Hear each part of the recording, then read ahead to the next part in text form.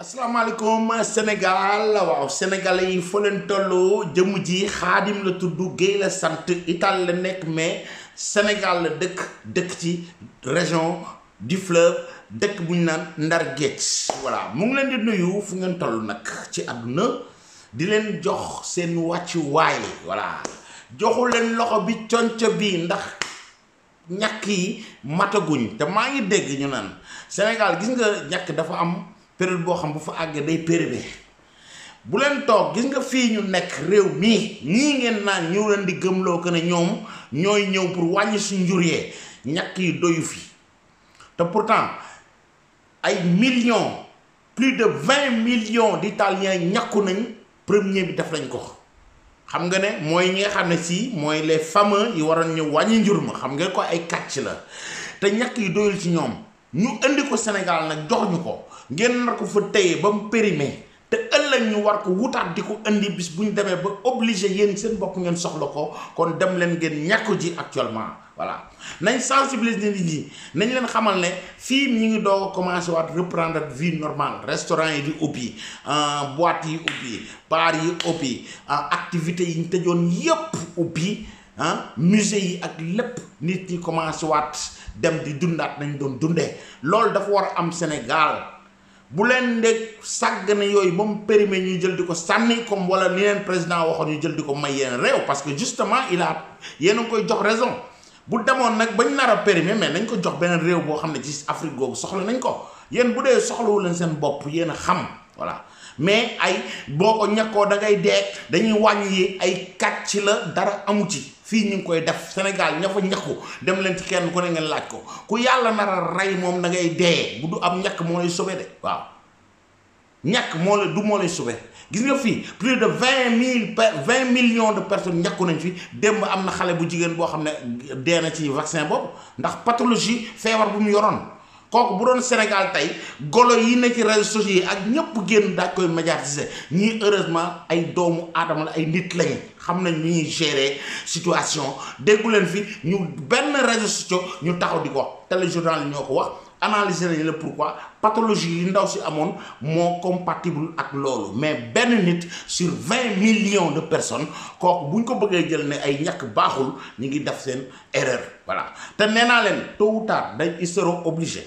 waxuma la ñenn waaye ku ci am option wala da ngay génn Sénégal boo ñàkkuwul aéroport amul avion boo ci yekk kooku dafa war a clair moo di yi ne fi di ngandloog di rëy lamiñ naan du ñàkkoog di contre ay ñàkk gis nga sa waay yaa ngi may xool mu neex la mu naqari la gis nga bu affaire yi passé boo ko ñëw sa famille Sénégal doo fa dem wala boo fa jógee da nga ko dujj Sénégal googu réew Europe yi doo fi dukkati wala États-Unis da nga leen wan ne ñàkku nga par force mu neex la ak mu naqari la kon nag def leen ko ci bi ngeen di am temps mu teggeeku leen mu jeex takk waaw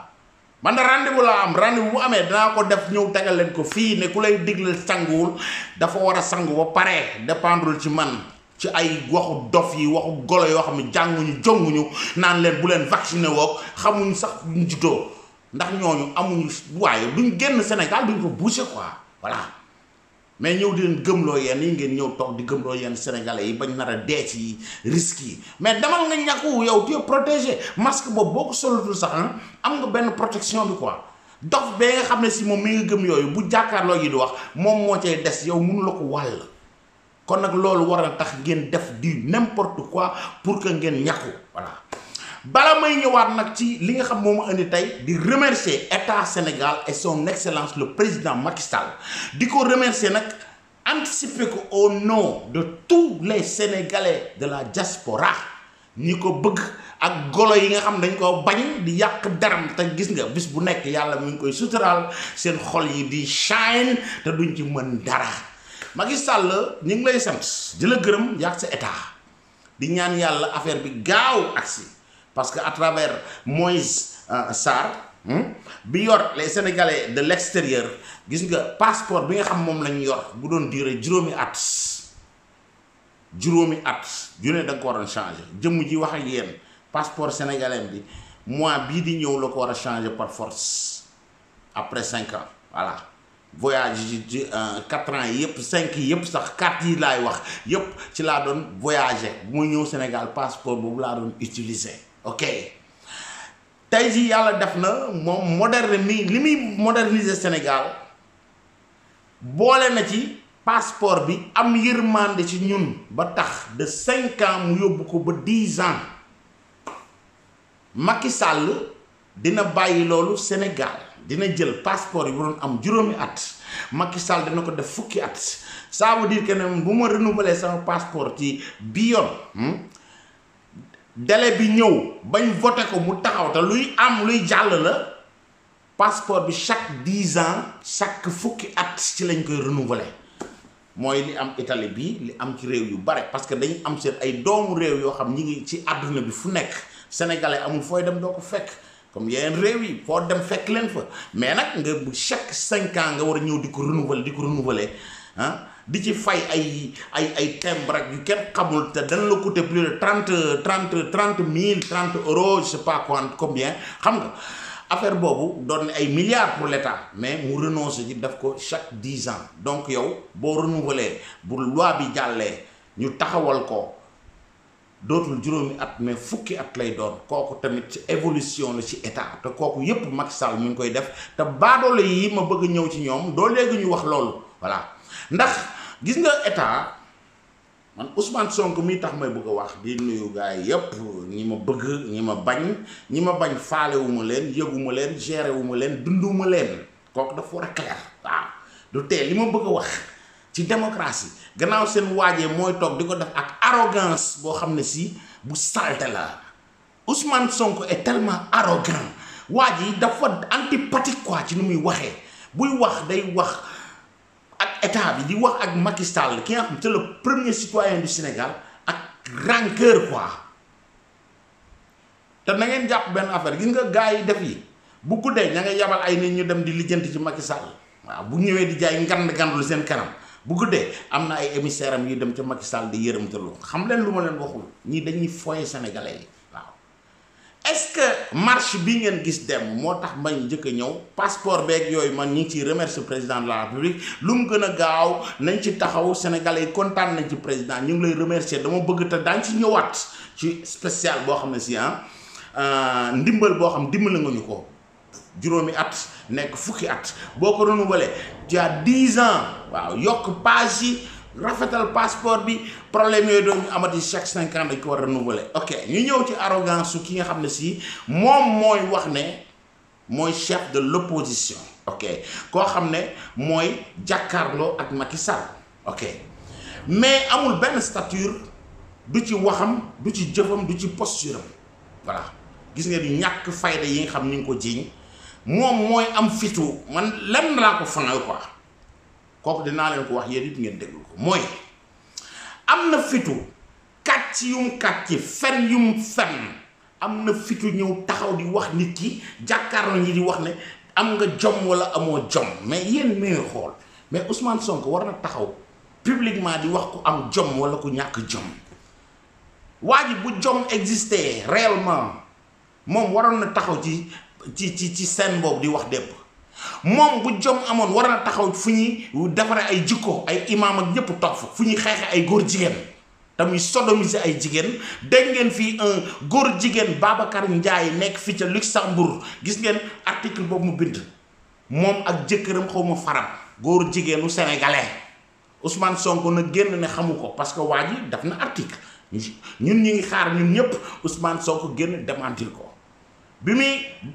campagne bi mujj élection yi mujj nee na moom ak jëkkëram u faram xaw ma kan moo ciy jëkkër yi xaw ma kan mooy jabar ji ci ñoom ñaar yéen a gën a xam xëy na Sonko xam na ko mais man xaw ma ko sincèrement yéen bu ngeen ko xamee ngeen wax ma ko moom ak jëkkër ji wala far wi nangam ku ne joxe na 10 000 euros jàppale ko Pastef Ousmane Sonko xam ko xam ne ay toot lañuy toot laa leen di wooye moom mu del si ne gis nga buñ ko laajee kañ nga gëj a déggante sa connexion sa contact yaa sa jëkkër wala sa far ak Ousmane Sonko daf ne le 17 mai 2021 weer bi ñu passé le 17 déggante nañ looloo tax Sonko doon leen fi téye ci pétition boobu ñu koy signaloo te waneeguñ leen fi signature Ousmane Sonko mbuub moomu saytaane yooyu naan ñooy régler góor jigéen yi tab seeni maam fi fekk nañ fa góor jigéen yi xeex jukko yu bon ñi ngi Sénégal xeexuñu si jukko yooyu xanaa ñëw nañ dañuy da rassembler jël ci ay imam ay Alioune Sall ak du n'importe quoi ñu ñëw pour def promotion waa joo xam day dem di sodomiser jigéen wax leen ma mais la cohérence c'est où waa ji ñëw koo xam nee na moo war a nekk suñu président daal man j'espère que du ma mës a yeewu ci àdduna ñaanuma ko yàlla nag mooy dogal moom nag xëy na am na beneen vision bu mu am xëy na xut bu zamaan la boo xam yëguñu ko ba démb dégg ngeen ko mu ne Sénégal yépp ñépp mën nañ nekk candidat ba mu des benn nit boobu ma ngay jéem a minimiser Macky Sall en 2024 te jàpp leen ne moom dinaa leen ko monter ci yii di ñëw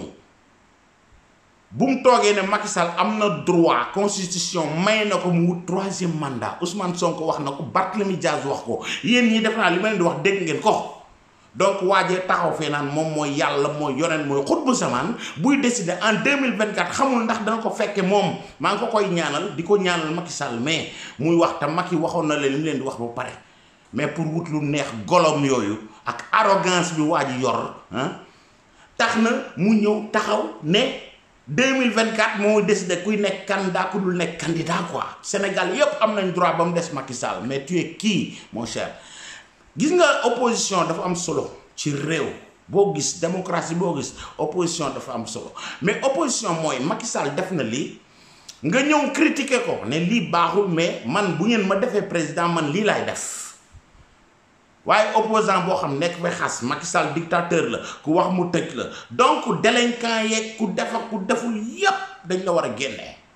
yéen boo leen xoolee ñoom waroon nañ xam ne bi sëriñ si ñaanee moomu ca kaso ba la war heure bi fa la ko waroon fekk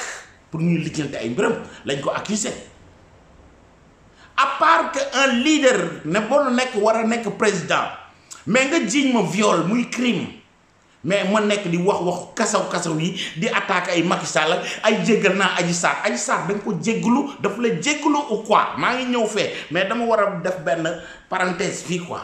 Adji Sarr jéggalu la ba nga naan ko jég parce que ku la tooñ mooy ñëw di la jéggalu xëy na bu jéggalu am yow yaa war a jéggalu Ousmane Sonko waaw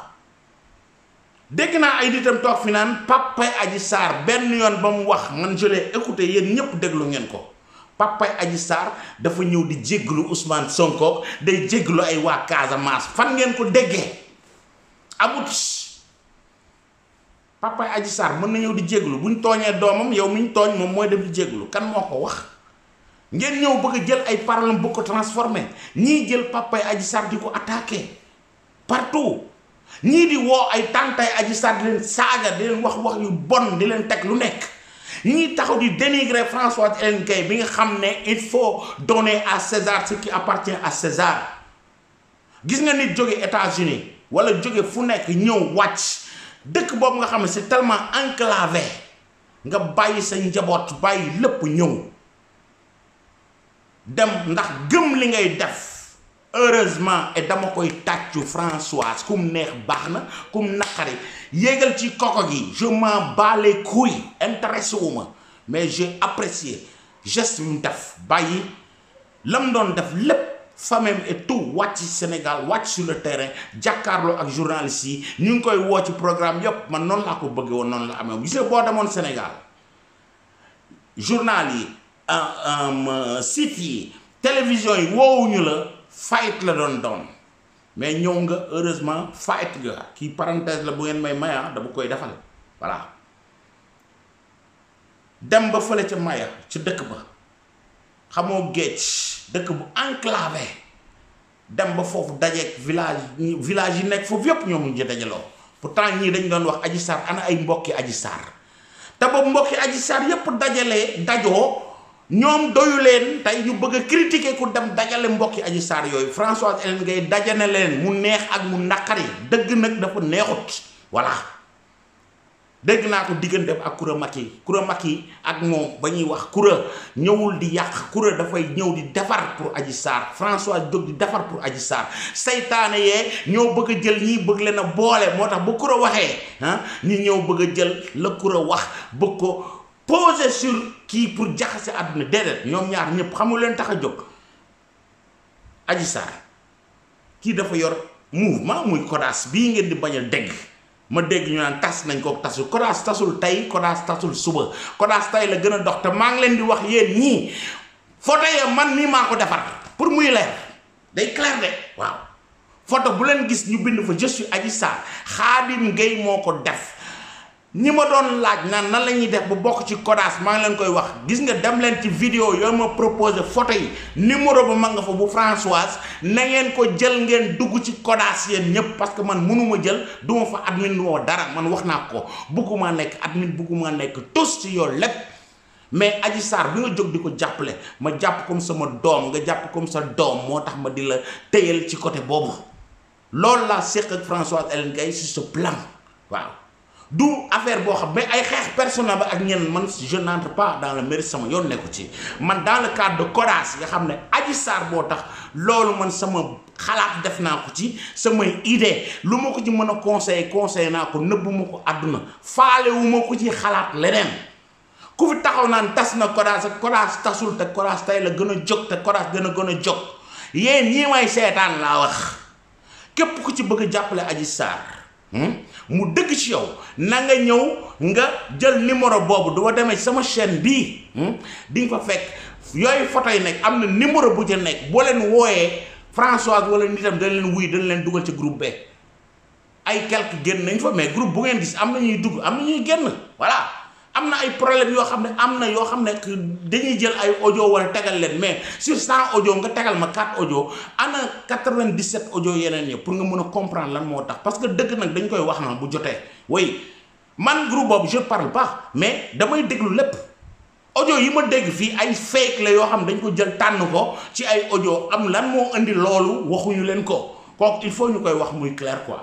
kon nag ku bëgg a jàppale Adji Sarr bu leen nangu ñeneen di leen déstabiliser waaw parce que am na ñoo xam ne justement seen liggéey la ñuy def Ousmane Sonko la ñu àndal Ousmane Sonko la ñuy jàppale buñ sañoon Adji Sarr dañ koy rey nga xam ne gémmiñam bi day tëju à vie man na ngeen ma wax lan moo tax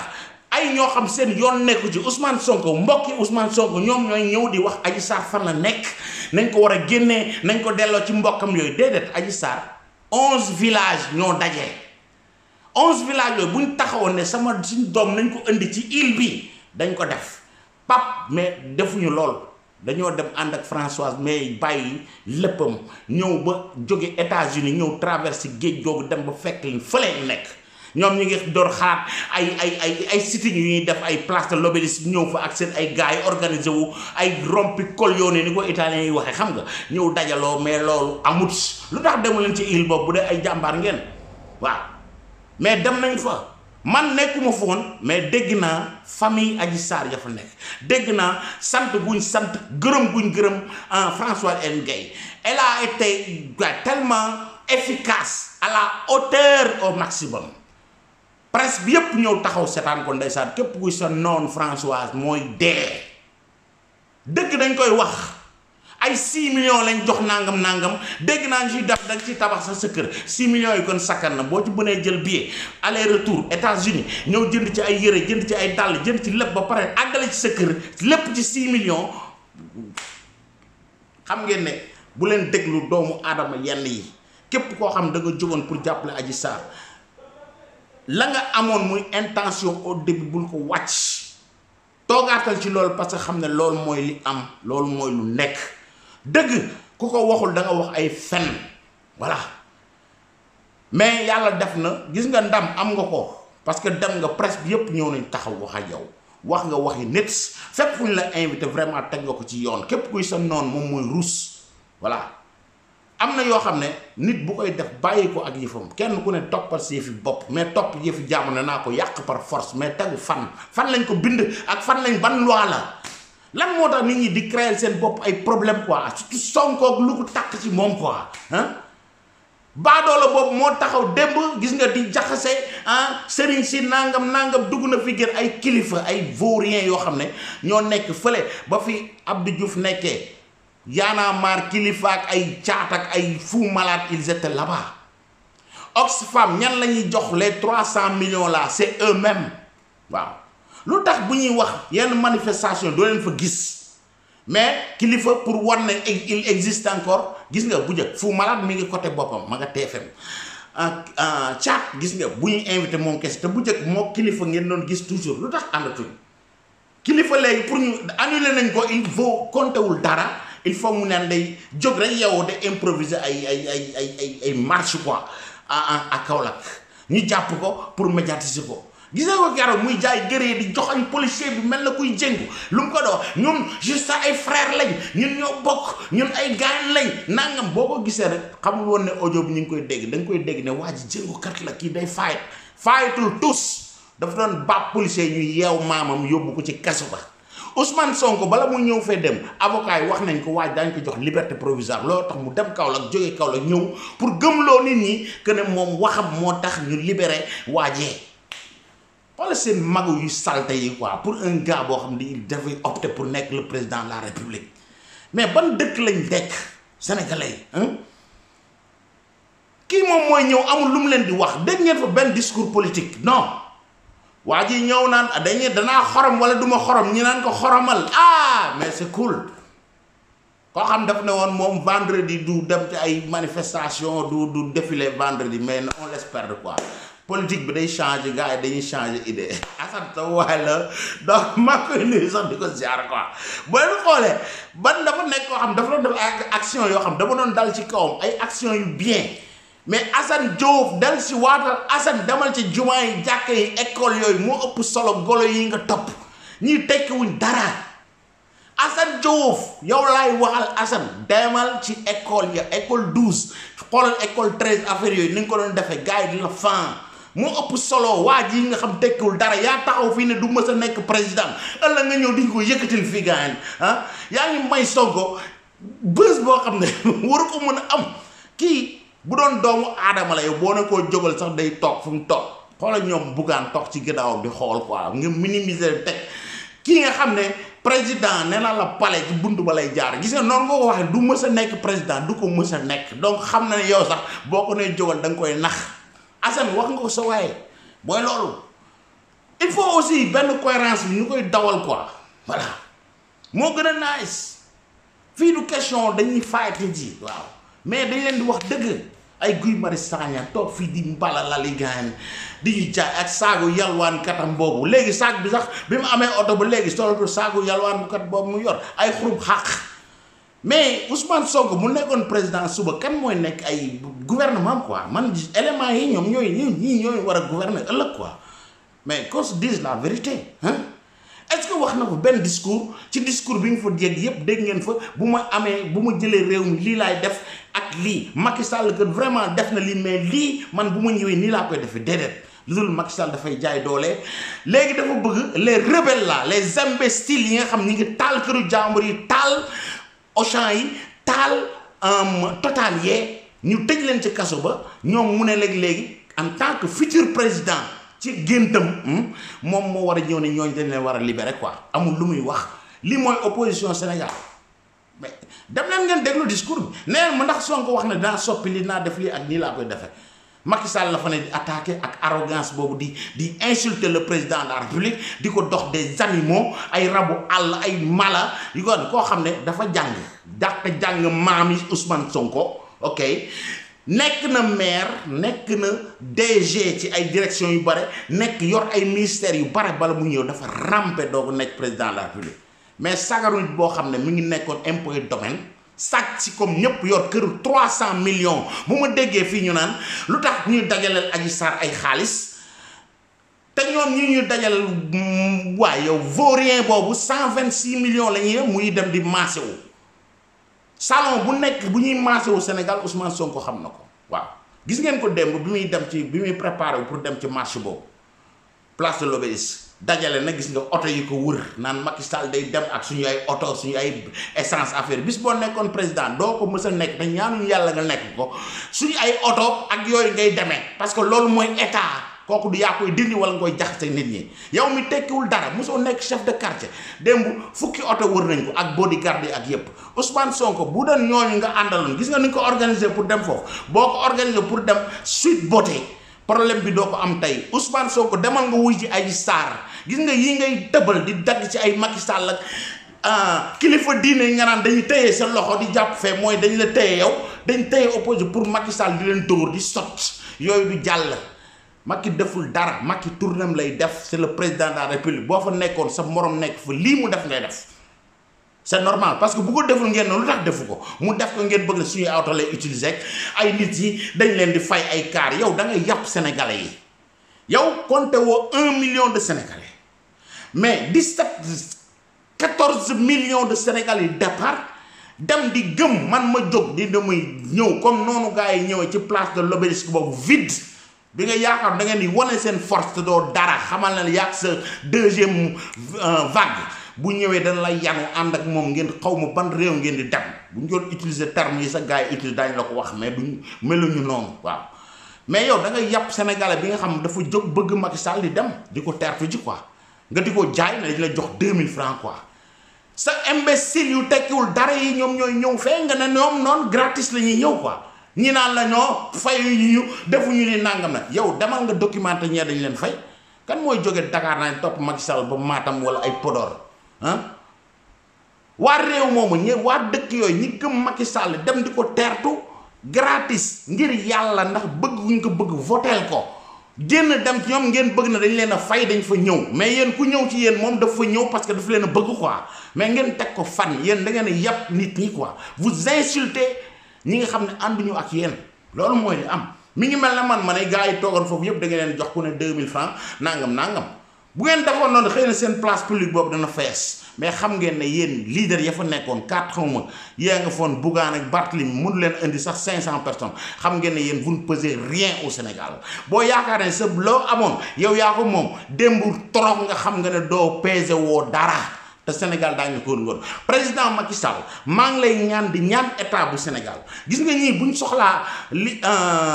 permission pour def seen sitting bàyyi leen bu leen téye parce que boo leen téyee rek yaa ngi leen di may possibilité sénégalais yi ñoo leen di yar gis nga li fa amoon dem nañ woote waat Kaolack wala feneen di nga gis daañ fayit daañ dem ba ñoom ak seen ñañ àndal ci seen oto yi ñoom rek ñoo fay toog bu leen bloqué préfet bu Kaolack maa ngi lay ñaan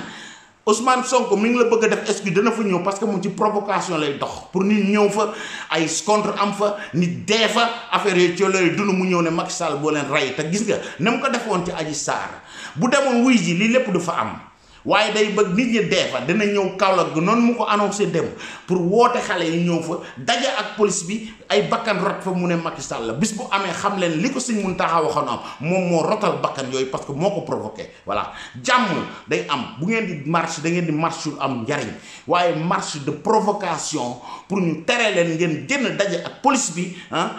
pour ñu gaañ ci nit pour ngeen am lu ngeen politique loolu du fi jàll kon nag gars yi fii la ñuy yem xam ngeen de marche yooyu ñu def gis ngeen fayit bi mu am ñëwoon na fii gis ngeen dem mu naan non dañ ko yéex a annoncé nangam te bërki dem moo fi ñëw de ne da ngeen di ñëw parce que sinon Macky Sall dina wane na dana gën di goxali ko Macky Sall ma ngay gonflé ma nga fecc région de Fleuve fu mu dem ñu ngi koy accueillir Sall ngaar yi jàmbaar ji sénégalais yi ñoo la bëgg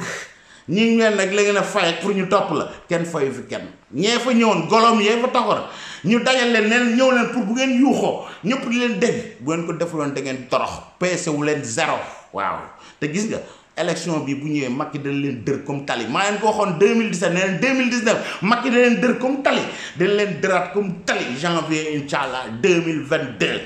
kon nag gars yi peace and love Khadim Gueye TV la tudd boo ci bindu woon na nga ko def bësal bouton bu xonq bi ànd ak yar ak teggin parce que gars yi man soxlawuma leen bu ñu leen fayal tamit nañ toog fa ñu teg ñooñu laa soxla sama chaîne bi bëgguma leen fi tey bëgguma leen fi suba respect nag lañ am ci yenn fu ngeen toll yéen ñuy seetaan di seetaan képp ku ñu leen proposé parce que nee naa chaîne bi bu dul xaar tamit ku ma leen fi tegal da ngay gis seen Matar la Kugulaar lan la wax la Kagulaar lan la wax gars yi keroog ñoom Guy Sagna genre yooyu ay xurum xàq ay vaurien yoo xam ne si liggéeyu góoruñu yattuñu lu dul dund ci kaw nit yi ci dara te seen bataay mooy Macky Sall def fi dara Macky Sall day jaay doole di ko wax mu tëj la nangam ku fi def loolu deful ñu tëj sa maam ci lakk station yi Auchan yi kooku du Ousmane Sonko moo leen war a génn parce que dafa waroon ñëw sax en tant que futur président bu dee dina ko mës a doon mu ñëw xeex parce que injustice la ñooñu kan moo leen di fay tey moom ma nga ne ci këram ñu koy fay muy dawal ay 4x4 am ñu wër ko ak lépp ay garde corps am bu beneen yoone nag Ousmane waaye maa ngi naan Tunkara vaurien boobu parce que état gouvernement moo ay Tunkara ak ay genre yooyu ay xurum xaq ak ay dàmbooj ay ñu tekkiwul waaye yow tous ci àdduna ñooñu rek la mën a am ok mais di ko digal bis buy demati ci salon bu mel ne Sweet Beauté na dajale comme noonu mu dajale gars yi ñu koy filmer président mi ngi ñëw mel ne président de la république buy voyager ay 7 oto wër ko ay bodyguard fu nekk ba muy dem nag di rocceeku roofu def ay capuchon naan day dem ay Sweet Beauté kenn yéegu ko woon bis boo fay demee dem fa yi ngay ñëw di jaay damay box ak damay jaay mais cette arrogance là gaañ du la yóbbu fenn gis nga 2024 yaa ngi naan benn maillot benn Sénégal rek nga mayul mu candidat yow yaa taxaw fii ni mérité na ko te bis bu fay toog yow bu la fekkee sax fii fekkul Rëbës santal yàlla quoi peace and love guys ba ci fan yi incha allah Khadim Gueye teewal tudd respect bi mi ngi jëm ci seen côté jërë ngeen jëf fu ngeen toll ci àdduna fàttewuma leen